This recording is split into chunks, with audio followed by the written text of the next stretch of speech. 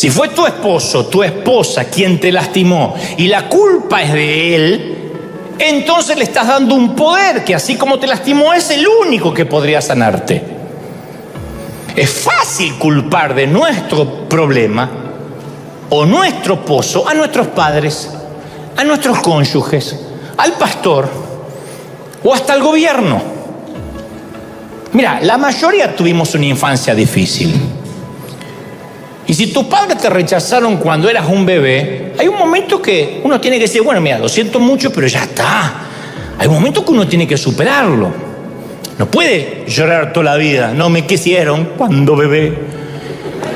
Supéralo, es que apenas pasé los 54 y no lo puedo superar. Toda una vida. Entonces, hay momentos que hay que dejar ese incidente atrás y mirar hacia adelante. Aun cuando los pecados de la familia fueron los que te arrojaron al pozo. Ellos no son los responsables de que estés en ese pozo, ya no. ¿Cuánto voy a culpar yo a mi papá? Mi papá era un alemán frío. Mi mamá estaba enferma cuando yo era chiquito. Ya está, lo puedo contar para bendición de la gente, para ver cómo la resiliencia o uno puede salir adelante con la ayuda de Dios, pero ponerme en víctima, ¿cuánto tiempo? Somos los únicos responsables de salir del pozo económico, del pozo de la salud, del pozo matrimonial, del pozo ministerial. ¿Me están siguiendo, sí o no? Entonces conozco mucha gente que siempre el problema es los demás. La gente me envidia. O sea, no es la forma en que actúo, no es la forma en que yo me comporto, no es la forma en que hablo, no es la forma en que trato a los demás. No, los demás están contra mí. ¿De verdad? No soy responsable de nada. Mis hermanos me odian y me detestan porque simplemente tengo una túnica de colores. ¿De verdad? ¿No sumé nada a esa túnica? Entonces uno necesita considerar si somos el problema, si somos parte de la razón por la que estamos en el pozo. Yo podría haberme enojado toda la vida con el hombre que habló mal de mí en Chile. Sinvergüenza, Satanás, ya Dios te va a crear una pierna, 2 suegras te va a mandar. Yo podría haberlo maldecido. Y reconozco que me enojé, pero en un momento tuve que desviar el eje y decir, ¿qué quiere Dios enseñarme? ¿Por qué me hizo mal? ¿Por qué me liquidó? ¿Por qué me destruyó? ¿Por qué dependo de lo que dice un hombre que ni siquiera me conoció nunca ni jamás tomó un café conmigo? O sea, diré esto, nunca saldremos del pozo hasta que dejemos de culpar a nuestros hermanos por habernos arrojado al pozo. José tenía la oportunidad perfecta para desarrollar una mentalidad de víctima. Porque él estaba tratando de obedecer a su papá cuando sus hermanos lo lanzaron a la cisterna. Y sabemos que sus hermanos lo envidiaban y lo odiaban, correcto, así dice la Biblia. De manera que habría sido fácil que los hermanos de José cargaran con toda la culpa del incidente del pozo. Y habría sido muy fácil para José enfocarse solamente en los pecados de ellos y nunca echar un vistazo a su propio corazón. Pero José, vaya, caramba, que también contribuyó al problema. No me digas que estás en un pozo financiero porque una vez te estafaron y ahí hizo un efecto dominó. En algo contribuiste al problema, en haber elegido mal al socio, por ejemplo. Ay, no sabe lo que es mi ex. ¿Te pusieron una pistola en la cabeza para que te casaras con tu ex cuando no era tu ex? ¿O te gustó? Porque si no, la culpa es del ex. Hace 50 años que el tipo no está más contigo. Ay, pero él me cambió la vida. Ya está. No es tan poderoso, no es Iron Man. Ya está. Entonces, siempre me pregunté, ¿por qué? Por ejemplo, ¿por qué estaban los hermanos de José trabajando en el campo mientras José se quedaba en casa? Continuamente dice las escrituras, los hermanos de José trabajaban en el campo y él estaba en casa. Ay, porque era un nene, 17 años, pelos en las patas tenía el tipo, 17 años. ¿Qué estaba jugando con los jueguitos? Te voy a contar otro secreto que aprendí de la peor manera. mientras no estemos crucificados a las opiniones de los demás, mientras no estemos crucificados a la opinión que el resto tiene de nosotros, no vamos a poder cumplir con nuestro destino. Y ese día, hace muchos años, y agradezco que fue en ese momento, y no ya cuando fui más maduro o más grande, yo aprendí que no era tan talentoso como me decían las hermanas. Que sin la bendición de Dios no podía hacer cualquier cosa. Y aquellas palabras amargas ese día de aquel predicador traspasaron mi corazón. Y regresé a Argentina desdeñado, abochornado, devastado, muy avergonzado. Y aún así fue una suerte de serendipia. Serendipia es cuando uno encuentra algo que no estaba buscando mientras buscaba otra cosa. Yo estaba buscándole al halago de la gente y encontré otra cosa. Por eso digo, fue una serendipia. Fue encontrarse con algo distinto a lo que yo estaba buscando. Y tenía que pasar esa prueba antes de avanzar a la siguiente fase en el camino hacia mi destino. Y me da mucho gusto que Dios no nos reprueba para siempre. A veces imagino, ¿qué tal si ese día Dios hubiese dicho reprobado? Este tipo no sirve. Porque en cuanto lo humillaron en público, se desbastó y ya no quería seguir predicando. Yo tendría 0 y tendría un reprobado, una F en todas las páginas de mi vida. Pero cada vez que nosotros fallamos, Dios no nos reprueba, sino pone rehacer. Yo tenía una maestra que decía rehacer, de vuelta, rehaga, vaya de vuelta, y nos ponía en rojo rehaga. El Señor nos permite volver a tomar la prueba hasta que la pasamos. En la vida con el Señor es así. ¿Por qué? Bueno, porque solamente cuando pasamos bien la prueba es que podemos entrar al destino con Él, el que Él preparó, los sueños que Él planificó para nosotros. Entonces rehacer. Él tiene una paciencia. Dios usó a aquel predicador para enseñarme que Él no podía confiar en mí, que no me iba a dar Dios más responsabilidad si mi vida estaba fundada en la opinión de la gente, para bien o para mal. No me puede elevar un elogio y destruir una crítica, porque Dios no me puede dar entonces mayor responsabilidad. Si Dios algún día iba a confiarme más, debía forjar un carácter fuerte, por lo menos en lo que respecta a la mirada ajena. Y Él conoce los sueños, conoce las visiones que nos da y sabe el carácter que se necesita para cumplir la obra que nos da. Él te da un sueño y sabe que para eso se necesita un carácter para poder atravesarlo. Entonces puede que tengamos grandes sueños en nuestros corazones, insisto, que Dios mismo colocó allí, pero sin el carácter forjado, sin el carácter labrado por el Espíritu Santo, no vamos a llegar muy lejos. Y yo no era el primer joven que se encontraba aparentemente desviado de un sueño de Dios y con un carácter endeble. No, yo voy a las Escrituras y hace miles de años un joven llamado José también recibe un sueño, una epifanía. Tiene un encuentro con Dios que le cambia la vida.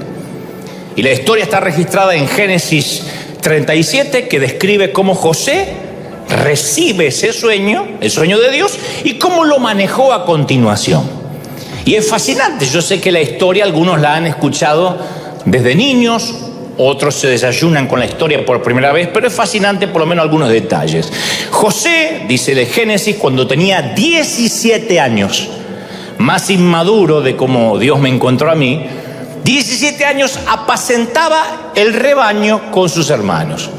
Entonces dice la palabra que José trajo, es la primera vez que aparece José y los hermanos en la Biblia. José trajo a su padre malos informes sobre sus hermanos. O sea que era alcahuete también, chupa media del padre, como dicen en algunos países. Y entonces amaba Israel a José más que a todos sus hijos, porque era el hijo de la vejez. Y como era el hijo de la vejez, lo amaba y le hizo una túnica Hugo Boss de muchos colores.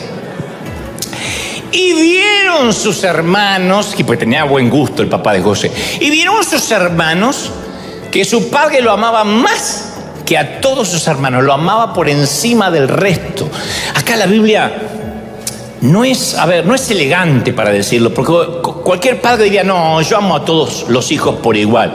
Es como decía mi mamá siempre, yo amo a todos por igual. Mentira, la vieja siempre estaba con mi hermano, pero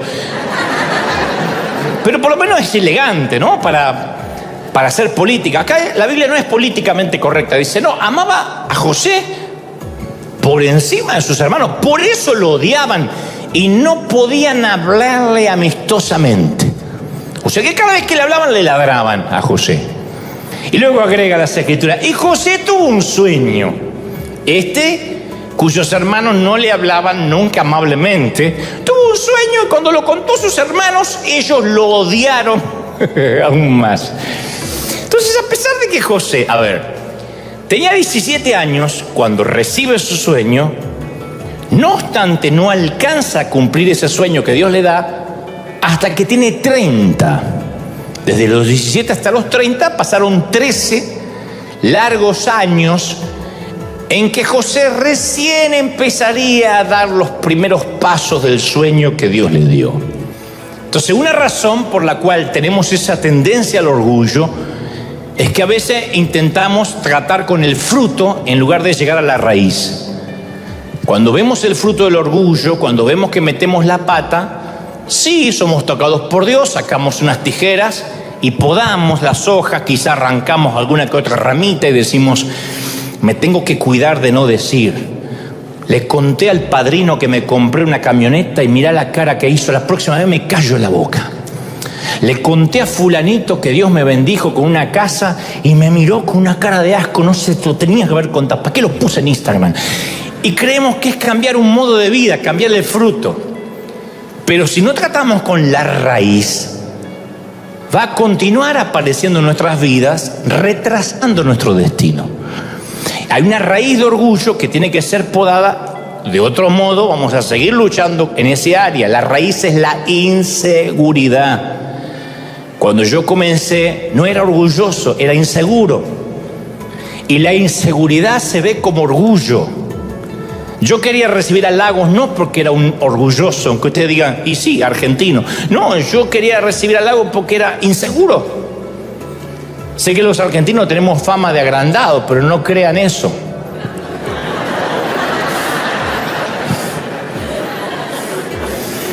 Había una tumba en Argentina que decía, aquí yace un argentino y un hombre humilde. Y un mexicano dijo, mirá, entierran dos tipos a la vez en la misma tumba acá.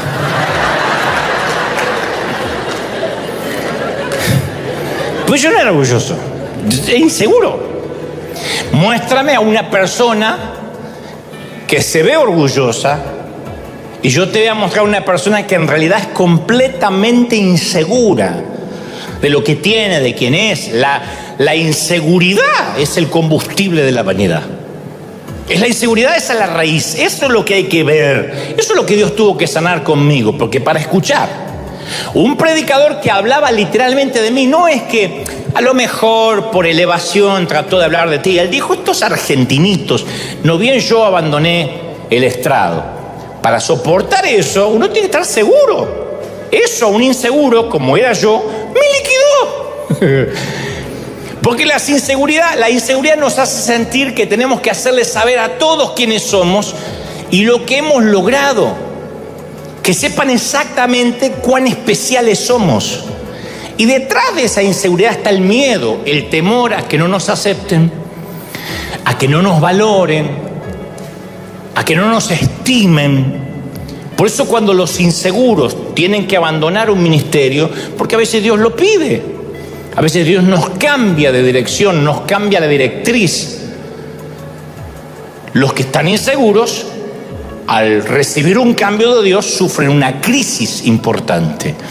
En cambio, el que sabe quién es en Cristo, nada cambia porque su mundo interior sigue estable, sigue estando igual. Pero aquellos cuyo mundo interior está en desorden, como me pasaba a mí cuando era más joven, tienden a vivir una confusión acerca de su identidad.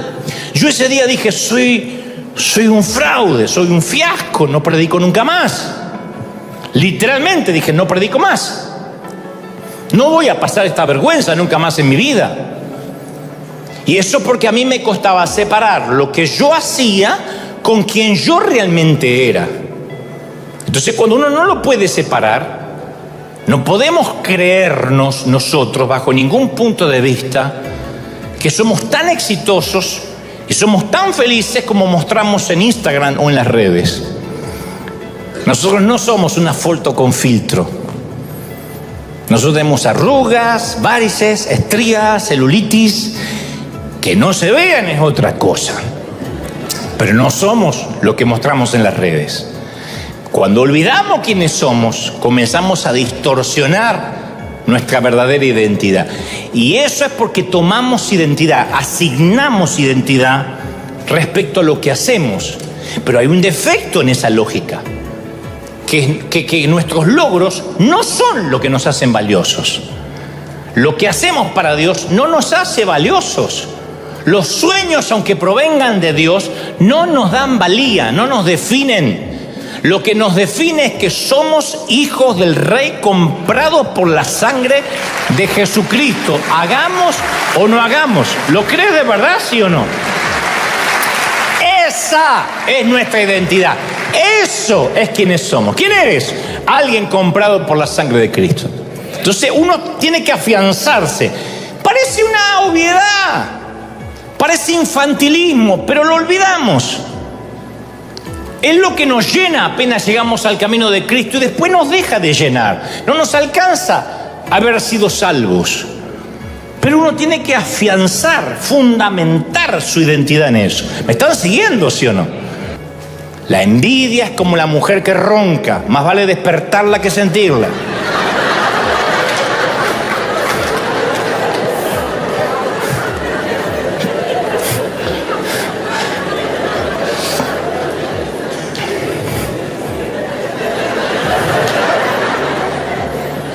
Te la tiro para que la guardes en tu corazón. La envidia concluye en: esta persona tiene lo que yo quiero. Yo quisiera tener su inteligencia, su apariencia, o su ministerio, o su pareja, o su clase, o su dinero. Como yo no puedo tenerlo, yo quisiera que él no lo tenga. Eso es la envidia. Es la bilis tóxica. Es el patógeno pernicioso, pestilente, pútrido, que enferma el cuerpo de Cristo. Si nosotros en la iglesia no damos nada, van a poner en las redes, se llenan los bolsillos con el evangelio. Si salimos a dar, que no sepa a tu izquierda lo que da tu derecha. Si nos va bien, en el caso mío, si me va bien, y se fue porque están los dólares allí. Si me va mal, eso le pasa por irse. Entonces, envidia es el deseo no consumado sumado al resentimiento. No nos gusta ver en el fondo a alguien que le vaya demasiado bien en desmérito de nosotros. Y más si a él le va bien en algo que nosotros fracasamos, o lo que es peor, en aquello que nunca intentamos siquiera hacer. Y el apóstol Pablo dijo: alégrense con los que están alegres. Uno diría: ¿de verdad necesitamos ese consejo casi básico? Alégrense con los que se alegran, lloren con los que lloran, dijo Pablo. Sí, es necesario ese consejo, porque la envidia me hace llorar cuando otros se regocijan, y me hace regocijar cuando otros lloran y le va mal. Así de cruel es la envidia. Viste, yo sabía que le iba a ir mal y me regocijo porque al otro le fue mal. Y complacer a la envidia es como querer calmar la sed con agua de mar, con agua salada. No obstante, cierro el paréntesis de la envidia de los hermanos de José. Yo por un ratito quiero ser el abogado del diablo y defender un ratito a los hermanos de José, o al menos demostrar que no son tan culpables como se ve a primera vista de las desgracias de José. Primero hay que convenir, a ver si estamos de acuerdo en esto, No voy a insultar vuestra inteligencia, así que sé que van a entenderme. Hay que convenir que no podemos avanzar hacia nuestro destino al menos que salgamos de un pozo, del pozo en el que caímos. Los hermanos de José lo meten en un pozo. No lo matan, lo tiran allí y le hacen creer al padre que murió. Ahora, si queremos salir de los pozos de la vida, es importante entender por qué caímos en el pozo, si no, no vamos a salir. Hay muchas razones por las que terminamos en pozos, no importa en cuántos pozos estés ahora. Podrías estar, de hecho, en varios pozos a la vez. Podrías estar en un pozo respecto a tus finanzas, nunca sales de ahí, siempre endeudado, pagando el mínimo de las tarjetas y viendo qué impuesto vas a pagar, cuál no pagas, cuál es el servicio que no te cortan sin pagar. Podrías estar viviendo en un pozo en el matrimonio, en algo que no se arregla nunca, en un pozo en el ministerio, no ves fruto a pesar de años de esfuerzo, o en un pozo en tu salud. Sales de algo y te metes en otra cosa. Terminó la tos y empieza la fiebre, terminó la fiebre y te descubren otra cosa. Y sientes que estás en una cisterna en cuanto a tu salud. Entonces, señores, la pregunta no es si Dios puede librarnos o no del pozo. La pregunta es si comprendemos antes que nos libre por qué caímos en el pozo. Y ustedes dirán, ¿y por qué voy a caer? ¿Porque mis hermanos me tiraron? Y esa mentalidad de víctima que se adopta en la actualidad es culpar siempre a los demás de nuestros problemas. Y entonces le damos a los demás la autoridad para sacarnos del pozo. Si los demás fueron culpables de tirarme ahí, son los únicos que también pueden sacarme de ahí. Le estoy otorgando un poder al otro cuando me pongo en víctima. El padre de José le había dado una túnica de muchos colores, porque era el favorito, ¿no?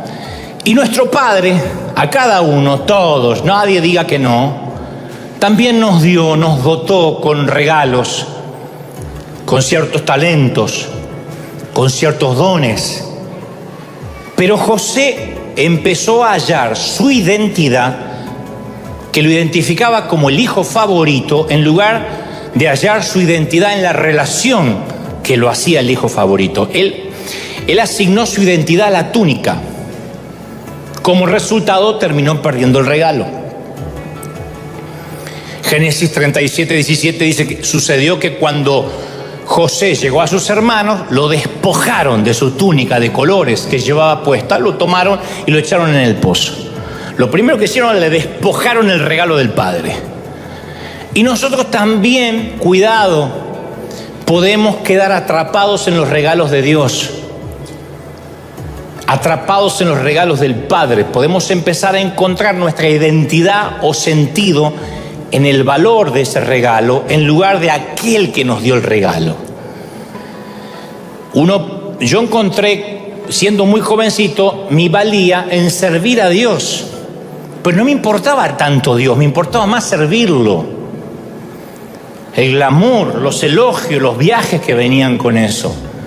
Yo me enamoré. ¿El regalo era genuino? Sí, el regalo era de Dios. Yo no podía haber hecho nada sin él. Pero me enamoré tanto de la túnica de colores que ya no me importaba quién me la había regalado. Era mi túnica. Y cuando uno hace eso, cuando uno se enamora más de servir que de ser, termina arriesgando con perder ese regalo. Ahora te voy a aclarar algo importante. El padre que le dio el regalo no fue el que se lo quitó. No te estoy diciendo que Dios te quitará un don. José perdió su túnica por medio de sus propias acciones. Él lo perdió porque estaba orgulloso de lo que esa túnica representaba. Entonces, cuando Dios nos da regalos, Él tampoco nunca nos lo va a quitar. Nunca. La Biblia dice que los dones y el llamamiento de Dios son irrevocables. La Reina Valera antigua dice que son dones sin arrepentimiento. Romanos 11:29. Lo que Dios te dio no te lo quitará nunca, nunca. Y si peco, no quitará tu don. Y si meto la pata, no quitará tu talento ni tu don. Es irrevocable. Dios no te da el don y te lo quita, te lo da y te lo quita. No. Sin embargo, nosotros mismos podemos perderlo sin que Él te lo quite. ¿Cuánta gente tiene un don de Dios? Tiene talento, pero no puede usarlo porque su corazón es incorrecto. Haga memoria. ¿Qué pasa si perdimos el don de Dios que Él nos dio por nuestras propias acciones? No que Él lo quitó, lo perdimos. ¿Lo vamos a recuperar? ¿Qué esperanza hay? Bueno, yo te animaría a ver el final de la historia de José. José terminó siendo el gobernador de Egipto, el segundo hombre más poderoso del mundo conocido. Y llegó a ser el segundo hombre más rico del mundo. Así que probablemente tuvo después cientos de túnicas de colores. Dios lo restituyó. Todo lo que perdió Dios se lo restituyó y José recuperó algo mucho más importante que una túnica. José recuperó la relación con su padre. Durante años no tuvo comunicación con su papá, ni siquiera sabía si estaba vivo. Pero después que José aprendió a andar en humildad, Dios restauró su relación con el padre, no con la túnica. Ese es el propósito de la temporada en el pozo. Que volvamos a las bases y a entender por qué queríamos venir a la iglesia años atrás. ¿Se acuerdan cuando no era servir, cuando no era predicar, cuando no era un micrófono, cuando no era una oportunidad? ¿Se acuerdan cuando solo era agradecer lo que Él nos había dado? ¿Se acuerdan ese que las Escrituras llaman primer amor? Una temporada en el pozo nos pone en un lugar que no podemos salir allí por nuestras propias fuerzas ni hacer nada por nosotros.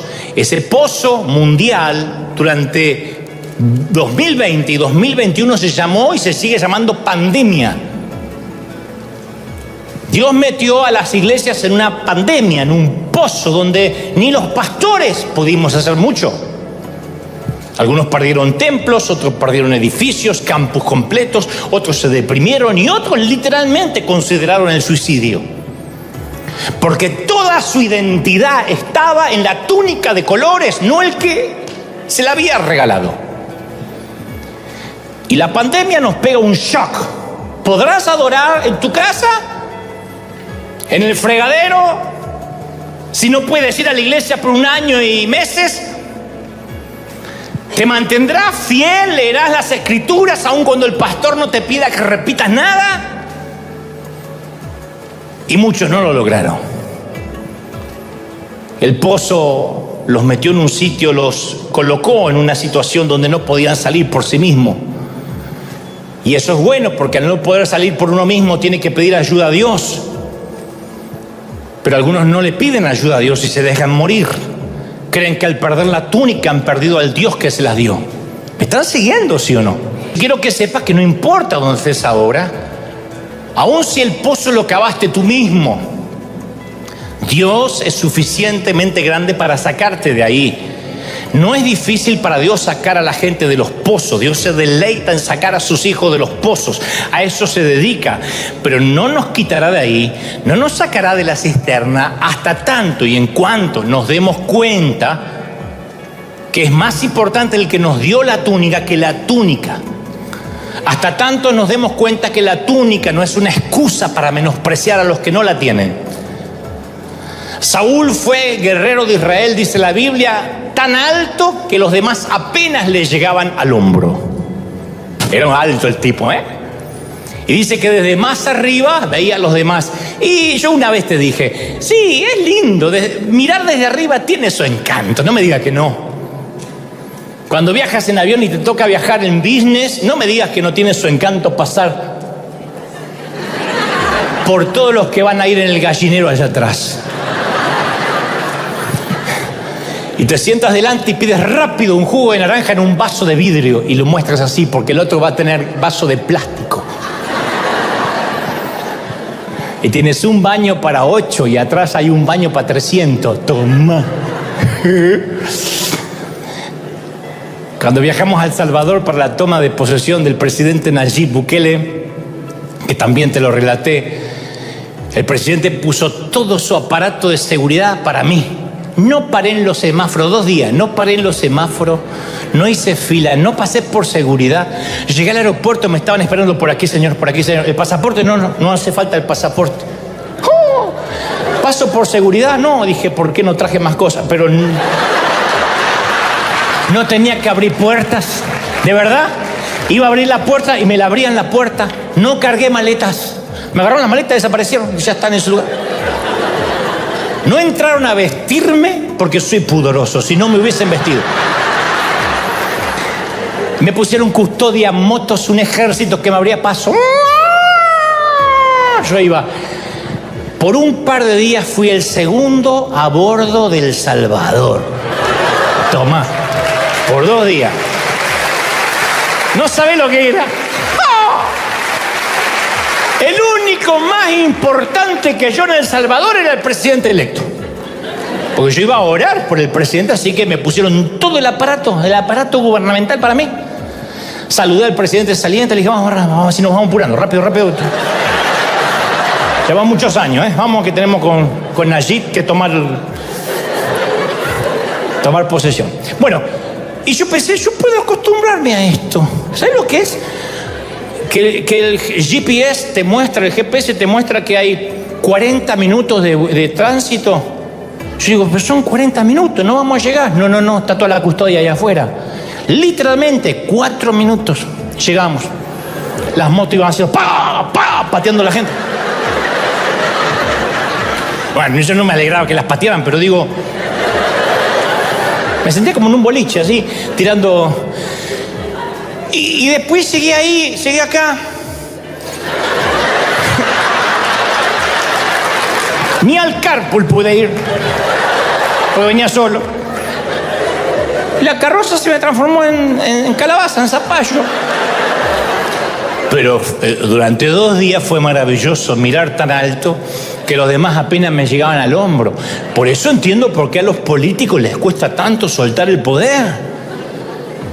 Y es maravilloso que el Padre nos regale una túnica de colores. Es maravilloso. Pero la arrogancia es un equipaje que no podemos llevar. Y conste, Dios no desaprueba la arrogancia, A Dios no le desagrada la arrogancia. Dios la aborrece. No es que la desaprueba, no te la recomienda, la aborrece. Lo que nos produce una comida llena de larvas es lo que la arrogancia le produce a Dios. La arrogancia y la soberbia aborrezco, Proverbio 8:13. Abominaciones a Jehová todo altivo de corazón, Proverbio 16:5. No os hagáis nada por vanagloria, Filipenses 2:3. Cesen las palabras de los arrogantes de vuestra boca, 1 Samuel 2:3. Dios resiste a los soberbios, 1 Pedro 5:5. Antes de la caída, la altivez, la arrogancia de espíritu, Proverbios 16:18. Jehová asolará la casa de los soberbios, Proverbios 14:25. No hay un solo episodio en que Dios diga, yo la tolero, yo entiendo, es una debilidad. Dios la aborrece. ¿Sabe por qué? Porque no hicimos nada que justifique nuestra arrogancia. Y la gran tragedia es que algunos prefieren ser la estrella de un equipo perdedor que el mediocampista de un equipo ganador. Cabeza de ratón en vez de cola de león. Increíble. Y se abren paso en su propio reino pigmeo liliputiense. Un sitio donde lo reconozcan, donde le den eso, le digan, ¡wow! ¡Qué túnica de colores que tienes! Lo honren, le agarran el maletín, le cuelguen el saco, le lleven el abrigo. Dios nos libre de ese estrechamiento neurótico de los soberbios. Por cierto, vanidad aparece 75 veces en la Biblia. Su uso mayoritario es Eclesiastés 28 veces, Salmos 10 veces, Isaías y Jeremías lo empatan 8 veces más.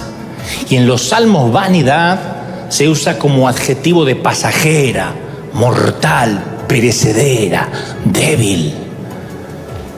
Por eso me viene a la mente la escena de la película de Al Pacino que interpreta a John Milton, o el mismísimo Lucifer, que luego de cuando aparece Parece que su víctima logra escapar de sus tentaciones. Al Pacino, interpretando genialmente a Lucifer, mira a cámara, sonríe y dice: humanidad, definitivamente mi pecado favorito. Y creo que ese es el pecado favorito de Satanás. Y que sí o sí, a través de una túnica de colores, de un halago, de una honra, logra penetrar. Por eso yo quiero que hoy demos gracias por las temporadas no de túnicas, las temporadas de pozos. Porque yo pienso que, en alguna parte de ese pozo, José tuvo que haber cambiado. En algún lugar de ese pozo, José debió haber clamado a Dios con verdadera humildad, porque después de haber experimentado el pozo, José era un hombre cambiado. Algo le sucedió a José en ese pozo. En algún lugar de ese pozo, José debe haberse hecho responsable de sus propias faltas. En alguna parte de ese pozo, José debe haber tratado de salir, y cuando vio que no podía, clamó con humildad. En algún lugar del pozo, José debe haber dicho: necesito que me perdones. Soy un petulante. Obra en mi corazón. No quiero más ser un tipo inseguro, porque ahora no tenía más túnica de colores. Y ahí empezó a cambiar la situación de José. Y ahí las cosas se empezaron a alinear en dirección al destino que Dios había preparado para él. Mucho antes de que José fuera lanzado en el pozo, Dios tenía un plan para sacarlo de ahí y llevarlo a su destino.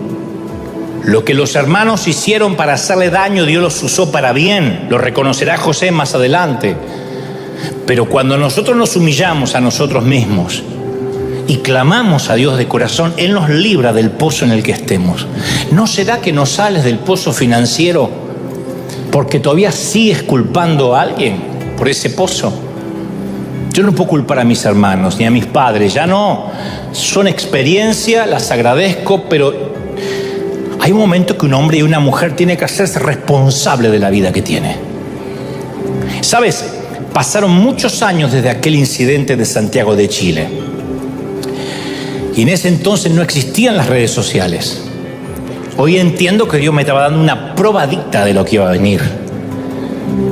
Aquel incidente me arrojó a una cisterna húmeda. Por mucho tiempo me dejó sin aliento en el pozo durante una larga temporada.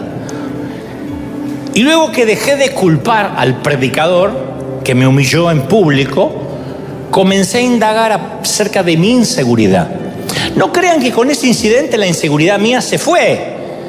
La rendí en primer grado, la rendí en segundo grado, luego en tercer grado, en cuarto grado y luego en la universidad, y sigo rindiéndola. Cada vez lo hago más rápido. Pero Dios necesitaba sanar la inseguridad. Y la primera vez fue cuando me di cuenta que mi inseguridad me había llevado hasta ahí. Y descubrí que Dios no me iba a dar ni delegar mayor responsabilidad en tanto fuera adicto a la aprobación o a los elogios. Me enseñó que si vivía de los halagos, alguna crítica me iba a matar, porque le daría igual de importancia a cualquiera de las dos. Y con el correr de los años, el Señor me regaló cuero de rinoceronte, piel de paquidermo. Después de aquella temporada, el Señor me sacó del pozo y, como a José, me llevó al palacio. Y desde ese entonces tengo muchos errores, muchos, pero en cuestión de inseguridad reconozco que he volado por fuera del radar de la mirada ajena. Me importa un cuerno, de verdad. No es que ando groseramente por ahí, pero me importa un cuerno. Fíjate lo que piensa fulano de tal. No le agradaste a menganito, no podría hacer nada. Y durante estos años he transitado solo pensando en el auditorio de una sola persona, de Dios, viéndome. Porque si le temo a Dios, no le temo más a nada, ni le temo a nadie. Y eso de algún modo me ha hecho indestructible.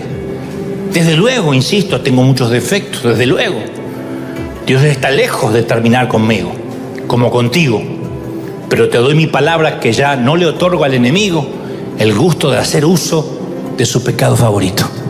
El Señor me ha hecho libre y te quiere hacer libre en esta mañana.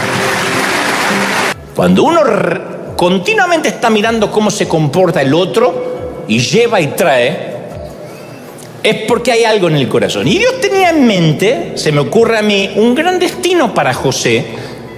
Y Dios sabía que esa actitud tenía que irse si José iba a tener éxito. Porque la Biblia, yo digo siempre, tiene cierta economía espiritual. No hay nada acá que Dios lo pone por las dudas o para rellenar o para agregar un par de páginas. Todo tiene cierta economía, se llama economía creativa. Nuestro cuerpo tiene cierta economía creativa, no te da un riñón por las dudas. Si el corazón se te arruina y se te tapan las arterias, empieza a usar el que tienes de repuesto. No hay nada de repuesto en nuestro cuerpo, todo tiene una economía creativa que debemos cuidar. No tenemos nada que sobre, y en las Escrituras tampoco nada sobra. Y si lo primero que aparece acerca de José es que él trajo un mal reporte de sus hermanos, es porque Dios quiere que lo sepamos. Entonces yo me pregunto si este era un alcahuete, si este era un chismoso del padre, ¿por qué Dios le daría un sueño tan grande a alguien tan joven? ¿Por qué Dios no esperó a que fuera un poco mayor, o un poco más sabio, o un poco más maduro, quizá? Y a mí se me ocurre que Dios lo moldeó a Josué por años para que él estuviera con el carácter necesario para alcanzar ese sueño. Porque nunca hay que olvidarse de la promesa de Filipenses 1:6. El que comenzó en vosotros la buena obra, la perfeccionará hasta el día de Cristo Jesús. Él no te deja. Alguien tiene que aplaudir más que eso si dice, sí, Él está tratando conmigo. ¡Aleluya! Él no te deja, no nos deja hasta que no haya terminado. Ahora, a veces parece que estamos atrapados entre un sueño que Dios nos da y el destino. Entonces ahí es cuando uno dice, ¿por qué estoy atrapado? ¿Por qué si tengo un sueño? ¿Por qué siento que Dios me inspiró, me equipó, me da tanto deseo de hacer cosas y todavía no las estoy haciendo? Parece que uno queda atrapado en el tiempo, en un bucle de tiempo. Pero no es que estamos atrapados, sino que Dios ya está trabajando en nuestro corazón y nuestro carácter. Y vamos a seguir pasando determinadas pruebas de manera crónica y repetitiva, solo que en niveles diferentes de la vida. Es similar a las matemáticas en la escuela. Las matemáticas, uno las rinde en tercer grado, hace la prueba y dice, bueno, ya nunca más voy a estudiar matemáticas. No, en cuarto grado vuelve matemáticas. En quinto grado regresa matemáticas y cada vez más difíciles, con esas cuentas y esos problemas que nunca yo pensé que me iban a servir para algo y de hecho nunca me sirvieron para nada. Nunca entendí en qué me sumaría en la vida, se van a revolcar mis maestras en la tumba, pero de qué serviría en la vida aprender un problema de regla de 3 compuesta. Pero bueno, tenía que estudiar. Y yo decía, ya terminé matemáticas, y en sexto grado volví a matemáticas. ¿Por qué? Porque en diferentes niveles uno va aprendiendo otros conocimientos. Entonces la buena noticia es que cada vez que pasamos una prueba con Dios, recibimos un nuevo nivel de responsabilidad, un nuevo desafío en cuanto a lo que Dios nos confía. ¿Me están siguiendo, sí o no? A medida que vamos pasando. Pero con cada nuevo nivel de responsabilidad enfrentamos un nuevo nivel de prueba en el área del orgullo, en el área del carácter. Por eso hay un pequeño consejo que aprendemos de la vida de José. Cuando recibes un sueño de Dios, lo primero que tienes que hacer, no hagas como José o como este servidor, cierra la boca, no lo cuentes. Cuando Dios te dé un sueño, te lo voy a decir en español de Cervantes, cierra la jeta. Dile al que está a la derecha y a la izquierda, cierra la jeta si Dios te dio algo. No lo cuentes. No lo cuentes.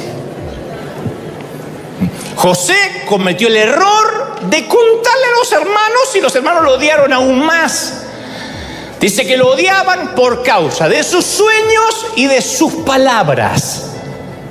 De sus sueños y de sus palabras. O sea, no eran solamente los sueños de José lo que alteraba, lo que ofendía a los hermanos, sino la manera en que hablaba de esos sueños.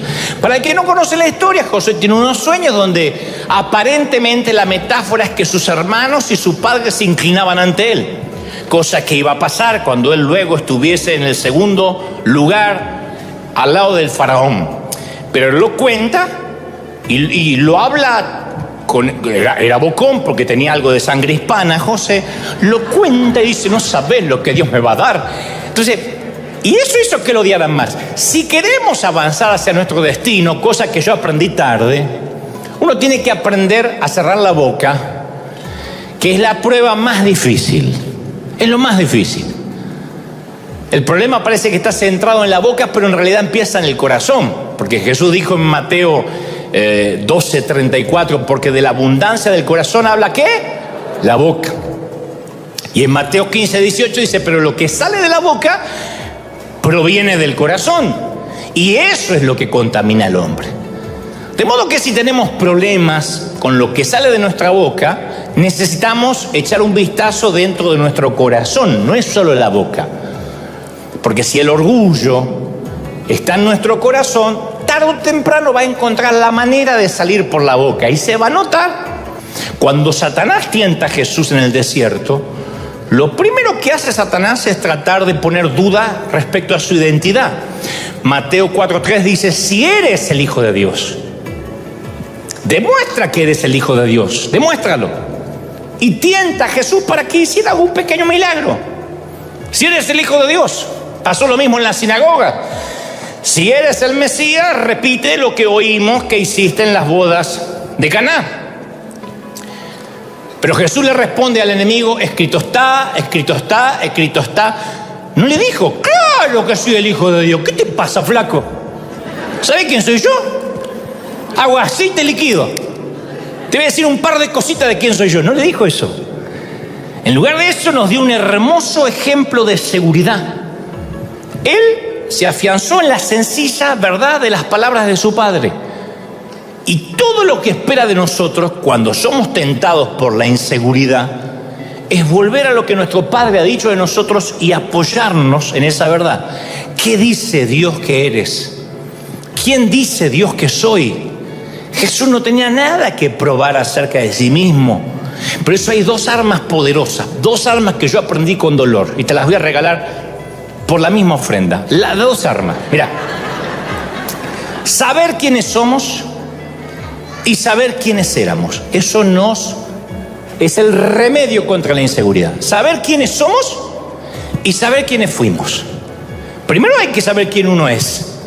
Es fácil estar seguro porque nuestro Padre dice que nos ama y me importa un cuerno si los demás lo saben o no. A mí el Señor me ama. ¿Cuánto te ama, princesa, el Señor? ¿Te importa un cuerno que ni tu marido lo sepa? ¿Cuánto te ama el Señor? ¿Cuánto te ama, príncipe, el Señor? Eso te afianza, ¿sí o no? Esa es la muerte del 50% de la inseguridad. El otro 50% es recordar quiénes éramos antes de que Él nos adoptara. Porque no nacimos en el palacio. A ver, nadie nació en Buckingham acá. Vinimos al mundo como mendigos, simple plebeyos de una aldea perdida. Pero el rey nos vio por la ventana de su castillo, se enamoró de nosotros, se vistió como un indigente, se metió en la aldea para ganar nuestros corazones. Y cuando ganó nuestro corazón, nos llevó adoptados al castillo como hijos de Dios para siempre. Entonces esto me lleva a la conclusión de que sin Él tampoco somos nada. ¿Está claro? Sin Él no somos nada. Jesús lo dejó claro en Juan 15:5. Separados de mí, nada podéis hacer. Nada. Está bien, te diré quién eres, pero recuerda que sin mí tampoco eres. Y eso termina de quitar la inseguridad.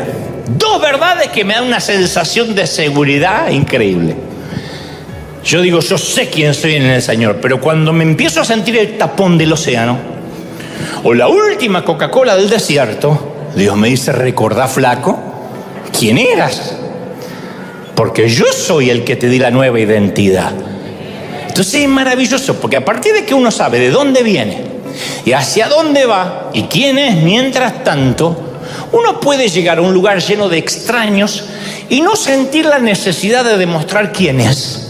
Uno se siente más importante que cualquier actor, que cualquier ganador del Nobel, del Pulitzer, porque era mendigo, Dios me hizo príncipe, sé quién soy, y eso hace que yo camine pechito de paloma por la vida, como caminaba Maradona, así, seguro de mí, sabiendo de dónde Dios me sacó.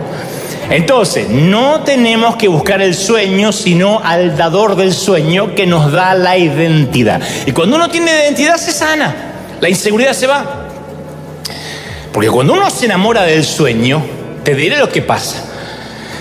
Yo me había enamorado del sueño, y cuando uno se enamora del sueño, uno va a pasar una larga temporada, long time. Me siento Maldonado metiendo palabritas en inglés. Salud. Vamos a pasar una larga temporada en el pozo. Oigan, vamos a pasar una larga temporada en el pozo cuando uno en la cisterna, cuando uno se enamora de los sueños. Porque Génesis 37:17 dice, cuando ellos lo vieron de lejos, los hermanos, el padre manda a José y dice, anda a ver tus hermanos qué están haciendo, tráeme un reporte. Y este dice, sí, y va a traer. Cuando ven de lejos, tramaron contra él para matarlo. Y se dijeron unos a otros, ahí viene el soñador. Así que vamos a matarlo, vamos a arrojarlo a uno de los pozos y diremos, una fiera lo devoró. Después interviene otro hermano llamado Rubén y le dice, no lo matemos. Vamos a hacerle creer a papá que está muerto, pero no le quitemos la vida. Tráelo en el pozo.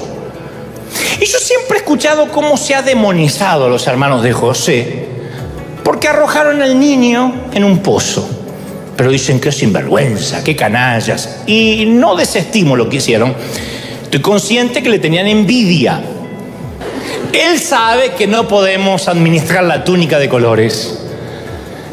Él sabe que el elogio nos atrofia el cerebro y torpemente pensamos que se trata de nosotros y olvidamos que somos polvo, que somos rescatados del pecado. Por eso dije, a ver, te va a sanar quién eres en Dios, perfecto, pero también tienes que recordar quién eras sin Dios. Porque cualquiera que se enaltece será humillado y el que se humilla será enaltecido, San Lucas 14:11. Entonces, con la misma intensidad que Dios aborrece la arrogancia, ama la humildad. Le da honra, dice, a la honra la precede la humildad. Le da sabiduría, dice, a los humildes, con los humildes está la sabiduría. Nunca van a ver ustedes un tipo sabio y orgulloso. Porque si es sabio y orgulloso, alguna de las dos cosas son falsas. Es como decir, es reggaetonero y hace buenas letras.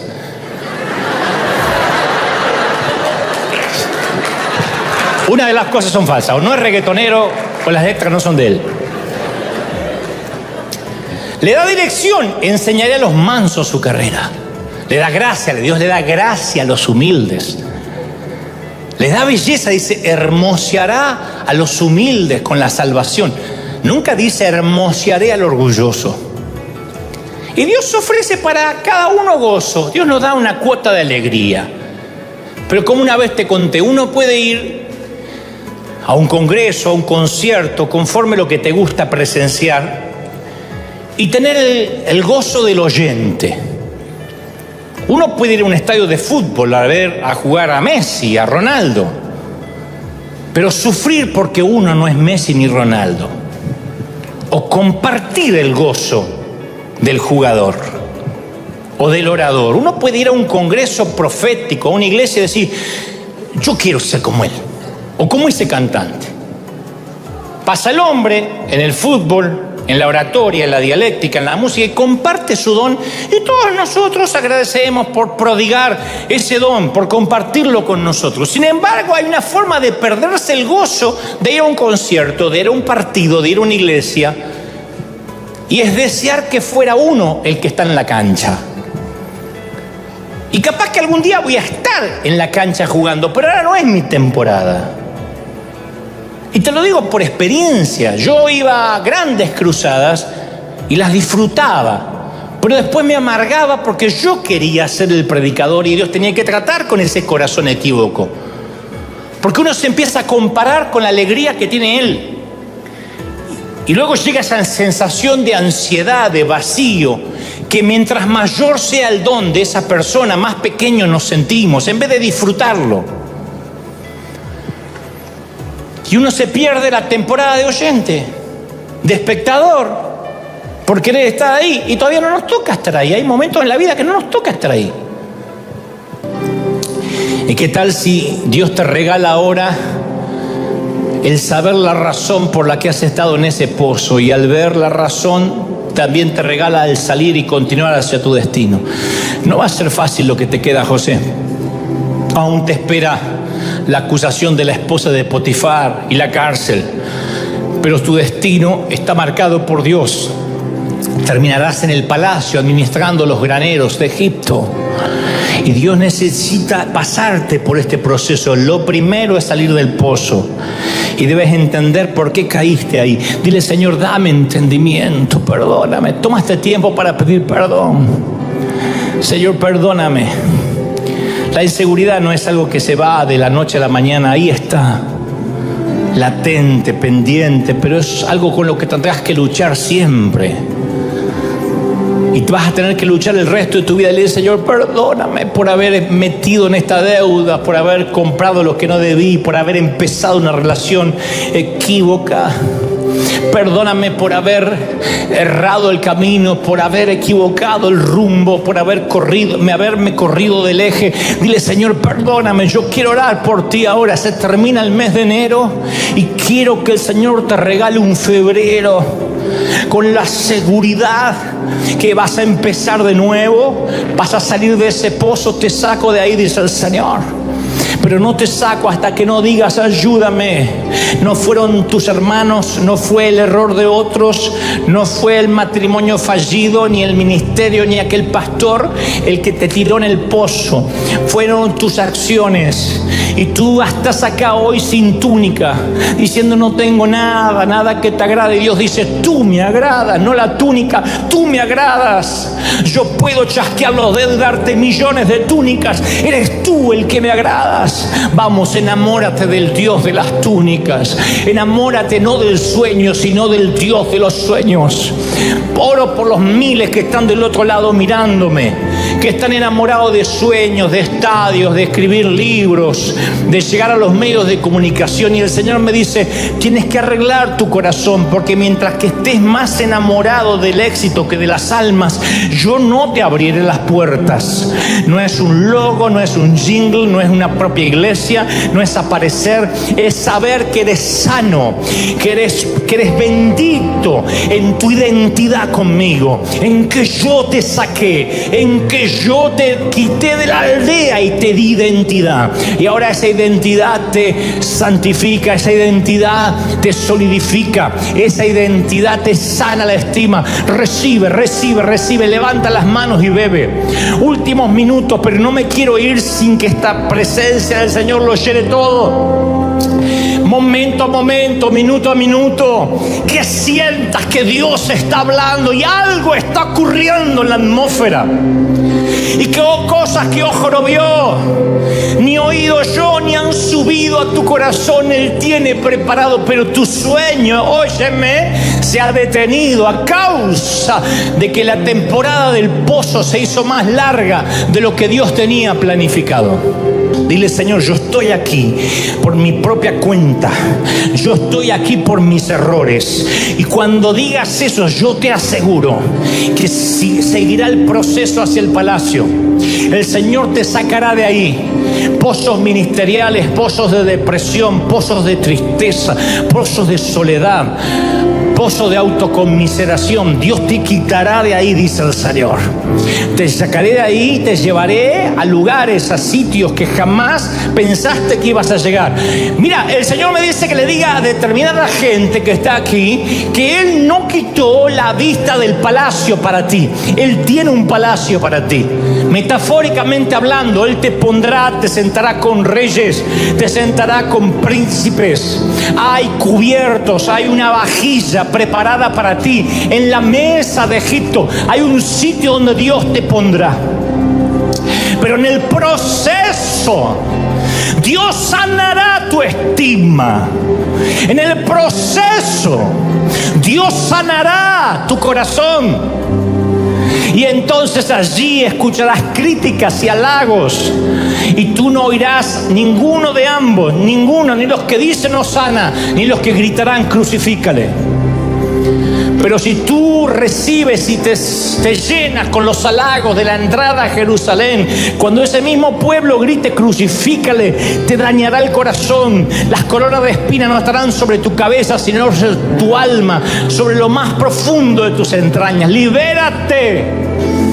Tu reino no es de este mundo. Libérate de la opinión de la gente. Vamos, quita la opinión. Vuela por fuera del radar. Vuela por fuera del radar, donde la gente no pueda ubicarte, donde no sepa qué haces, donde no sepa qué piensas, donde no sepa nada de ti ni tus proyectos. Cierra la boca con tus sueños. Hay gente que ha recibido sueños y el Señor me muestra claramente, porque lo he vivido, que esos sueños se han estancado a causa que has contado esos sueños a gente poco espiritual. Y ellos soltaron espíritus de envidia, de celos. Ellos empezaron a poner trabas y eso te desanimó, te desalmó. Porque tú empezaste a creer lo que esas voces decían, y es que contaste el sueño a quien no debías. Dios dice: cierra la boca. Es que yo voy a llevarte donde quiero. Yo me empeciné con tu vida. No te dejo hasta que no haya hecho contigo lo que dije que iba a hacer. No termina ni siquiera este mes. No termina este mes. Mañana es 31. No termina el mes hasta que veas incluso de que yo no he cortado el plan contigo. Yo no he retirado mi mano de ti. Mi mano no se ha cortado sobre ti. Yo te bendigo, dice el Señor. Yo estoy contigo, dice el Señor.